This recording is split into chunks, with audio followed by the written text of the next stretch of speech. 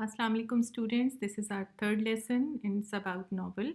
Before I start my lesson, I would like to share my objectives with you. First objective is students will be able to recall the structure of story writing through a narrative arc. Second is discuss and interpret the main events. Number three, predict contextual meaning by underlining the difficult words.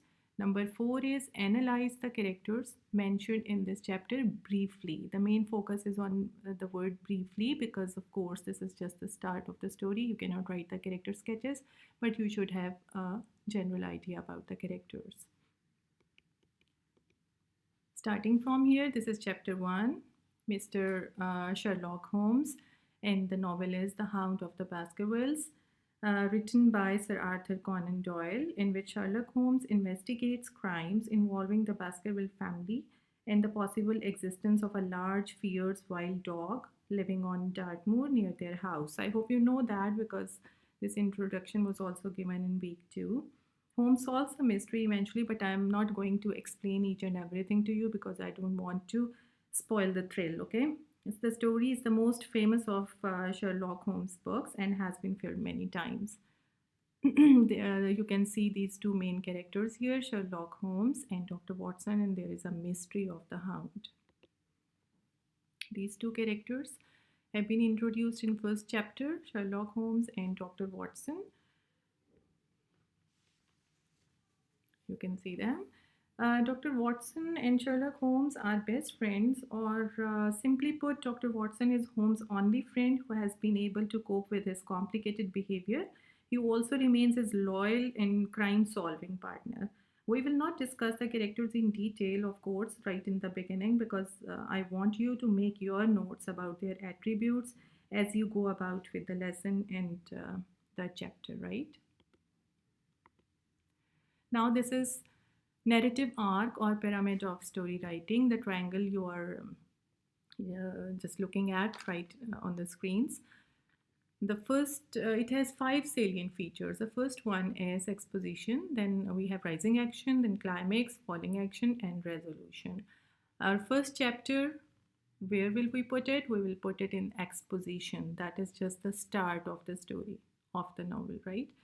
And first chapter, it because it's a beginning, so it falls in this category, which is mainly about setting and exposing few characters. Setting means time and place, and few characters will be introduced, perhaps one, two, or three, maybe. And later on, with your imagination, of course, you will build and develop the story. You can predict different events, but not in the beginning. Your imagination is very important here, and your imagination demonstrates the potential of your approach towards different variables used in a story, different characters introduced, and setting as well. So this is these are the main events or synopsis. You should read the whole chapter thoroughly, underline difficult words, find their contextual meanings, try to understand the characters which are introduced there, and we will definitely, we don't have enough time to go through the whole lesson, but of course synopsis is there in front of you. Watson enters Holmes' breakfast room and notices a walking stick lying there. There is a name engraved on the stick, James Mortimer. So, a new character other than Sherlock Holmes or Dr. Watson, James Mortimer, has been introduced, though he is not there physically, but his name has been told by the writer. The character of Mortimer is deduced by Watson after being challenged by Holmes. Watson believes that Mortimer is an elderly man, well respected doctor, and his stick is a gift from a hunting club. And he's trying to deduce his character just by examining the walking stick, nothing else. On the other hand, Holmes described Mortimer as a student of medicine and not a physician, an unambitious, absent minded, a young man who is a dog owner. He further believes that the stick is a gift from a hospital. He is also trying to describe the personality of a person who is not in front of them, who is not there. but still, just looking at the stick, they are trying to investigate further into his personality or the character he has. Holmes and Watson, they display their abilities of assessing the character of Mortimer. Later, Mortimer arrives at Holmes' place. He appears to be a tall, thin, bad postured man who is dressed in a messy manner. Okay, this is the apparent look of Mortimer. Mortimer appreciates Holmes' detective endeavors and reveals the aim of his visit. He has to discuss the most serious and extraordinary problem, but he does not mention the complicated problem and leaves everything to the reader's imagination. I told you your imagination is very, very important here.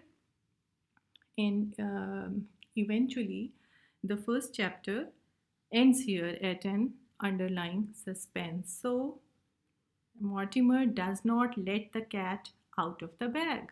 We can use this idiom here because he has not described anything or revealed any information about the problem. He has just told him that he has a very serious problem to discuss with Holmes.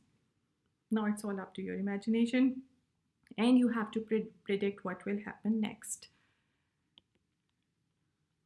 Okay, this is about Dr. Mortimer, what he tells about himself, or which has been revealed here about him. Mr. Mortimer arrives with a spaniel. Spaniel is a dog, of course, you know that. Holmes is correct in his analysis. Mostly the analysis he has made, he's correct about it. And Mortimer, number 3 is Mortimer is a phrenologist who examines skulls. He also want to examine the skull of whom? You have to find. You have to find it out after reading it. He wants to examine somebody's skull, okay? Then there are few important quotes in the chapter. How did you know what I was doing? I believe you have eyes in the back of your head. Somebody spoke these words, and this is an important quote here. Mr. Watson actually spoke these words, and you will have to underline them and then find out why they are so important. Next is interesting, though elementary. Third is it is not my intention to be fulsome, but I confess I covet your skull. Sorry. This is spoken by Mr. Mortimer. You are not going to explain anything about it, but you should understand in where you have to underline them first, and then you have to find out why are these important, why are they so important here, and what is the meaning behind it. Lesson recap. After reading the lesson, we have achieved our objectives by number 1, recalling the salient features of writing a story or novel. Number 2, discussing the main events along with predictive text. Of course, we have discussed the main events and we have predicted the text also. Learning and finding the contextual meaning. Assessing and analyzing the character of Mortimer briefly. Okay. Here we will end our lesson. Thank you so much.